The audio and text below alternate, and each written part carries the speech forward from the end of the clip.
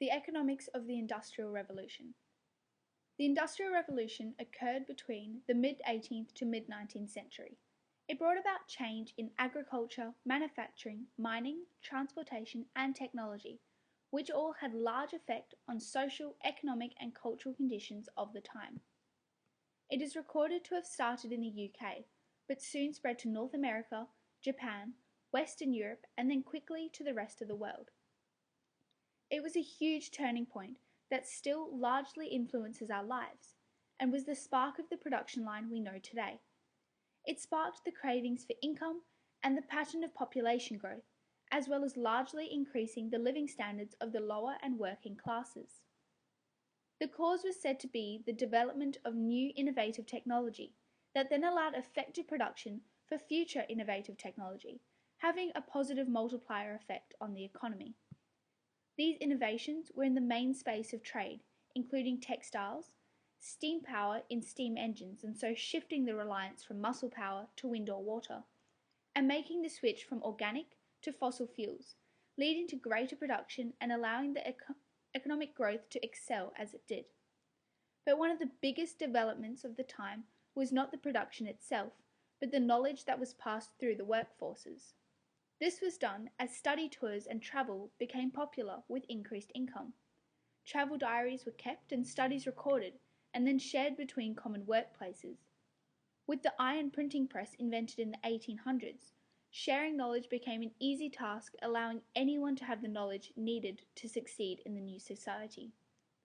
The Industrial Revolution is known for the replacement of organic fuels based on wood to fossil fuels based on coal, which we still rely on today.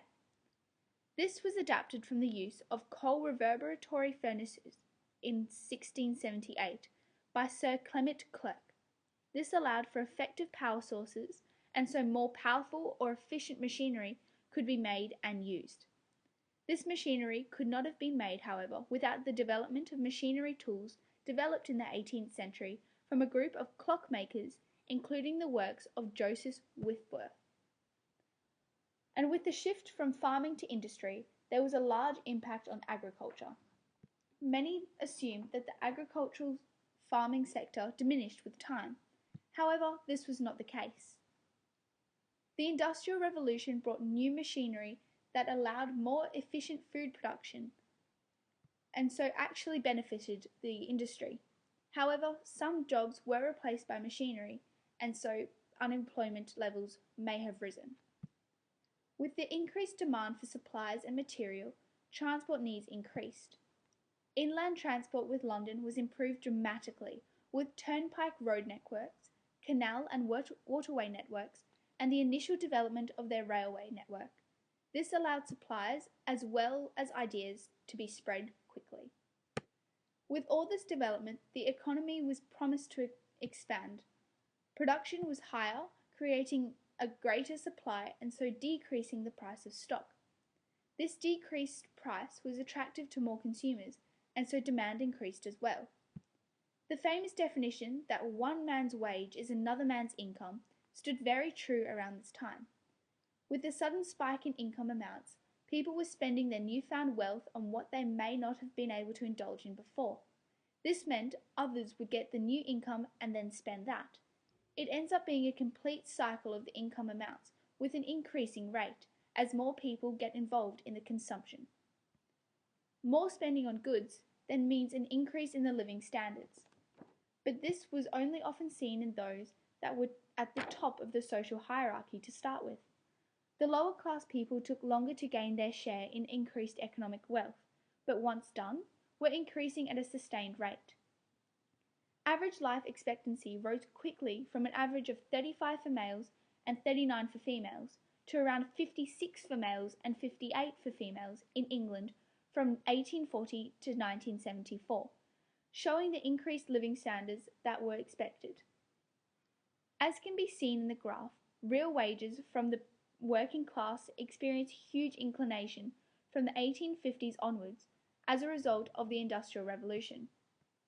Nobel Prize winner Robert E. Lucas, Jr. was recorded saying, "For the first time in history, the living standards of the masses of ordinary people have begun to undergo sustained growth.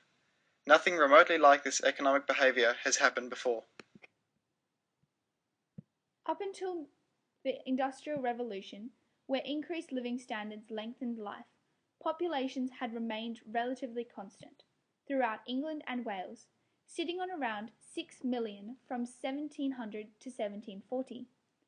This suddenly peaked as the revolution pushed forward, leading to 8.3 million in 1801, then doubling to 16.8 million in 1850, and again nearly doubling by 1901 to 30.5 million.